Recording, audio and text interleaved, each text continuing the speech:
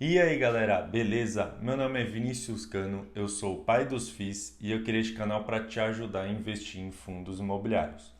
No vídeo de hoje eu vou falar sobre o OUJP, o Ouro Invest. Ele é um fundo imobiliário de papel, ou seja, ele investe ali majoritariamente em CRIs, que são certificados de recebíveis imobiliários. A ideia desse vídeo é eu passar ali algumas informações gerais desse fundo imobiliário, é eu falar sobre o seu portfólio, falar sobre os fatos relevantes que eles publicaram recentemente, também falar se vale ou não a pena investir nesse fundo imobiliário, dado a minha experiência aqui com investimentos, fechado? Começando pelas informações gerais do fundo, ele está cotado hoje, no momento que eu gravo esse vídeo, a R$ 91,07. Lembrando que quando você assiste esse vídeo, o valor dele pode ter mudado porque ele faz parte da renda variável e a renda variável varia, tá? Ele tem pago mais de 16% de dividend yield nos últimos 12 meses, quase chegando aí a 17%. Nos últimos 12 meses, o seu valor de cota também subiu um pouco mais de 1%. Só que o que é interessante ver? Olha aí no gráfico, ó, nos últimos 5 dias, esse fundo ele caiu bastante aí o seu valor de cota, tá? Muito por causa do fato relevante que o fundo publicou recentemente. Então já vou te explicar também sobre esse fato relevante, beleza?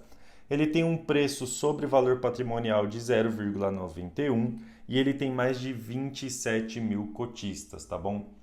Antes de eu entrar aqui no portfólio do fundo imobiliário, eu gostaria que você se inscrevesse no canal. Eu sempre trago vídeos aqui com dicas de investimento, passando aqui a minha experiência para vocês não errarem nos seus investimentos, tá bom? Então eu peço que você se inscreva aqui para você não perder essas dicas, beleza? Falando um pouco sobre o portfólio do fundo imobiliário, ele tem aí o seu portfólio focado em CRIs, então 94% da carteira deste fundo imobiliário é focado em certificados de recebíveis imobiliários. Ele tem uma parcela aí também em outros fundos imobiliários, mas é uma parcela bem pequena, assim também como o caixa aí do fundo imobiliário, tá? Ele investe em diversos setores, é bem diversificado quanto a isso. Ele tem aí os tipos, né, corporativo, shopping, aluguel e pulverizado, né? Se olhar dos seus indexadores aí, ele investe majoritariamente a IPCA mais 7,8, tá? Ele investe aí 67% do seu portfólio nesse indexador mais essa taxa.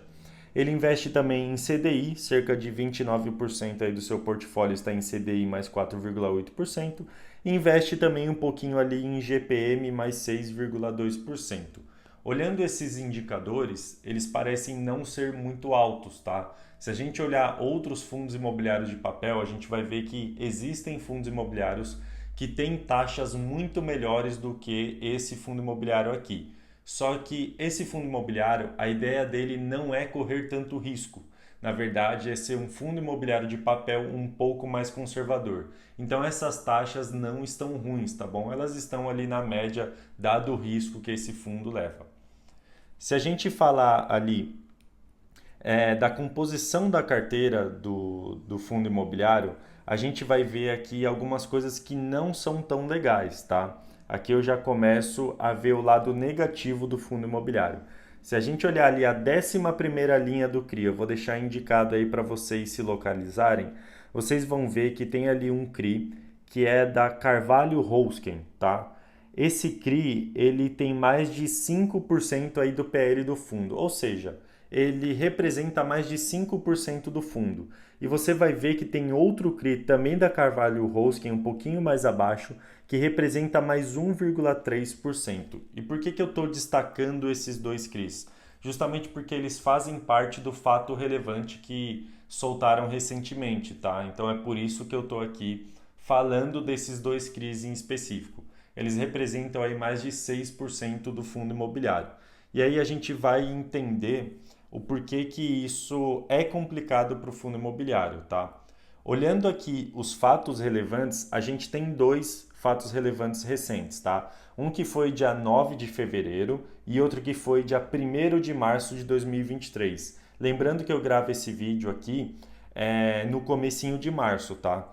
Então, esse fundo imobiliário soltou dois fatos relevantes. O primeiro, lá em cima, Ele basicamente fala que os CRIs aí que ele tem em carteira, eles estão adimplentes, porém, esse CRI aí, que representa 0,76% do portfólio, ele está em recuperação judicial, tá? A empresa que negociou esse CRI com o fundo imobiliário está em recuperação judicial, beleza?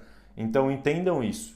O CRI ele foi paga a parcela aí, ele está adimplente, ou seja, não estão devendo para o fundo imobiliário o pagamento do CRI, porém a empresa aí ela entrou em recuperação judicial. O que isso significa?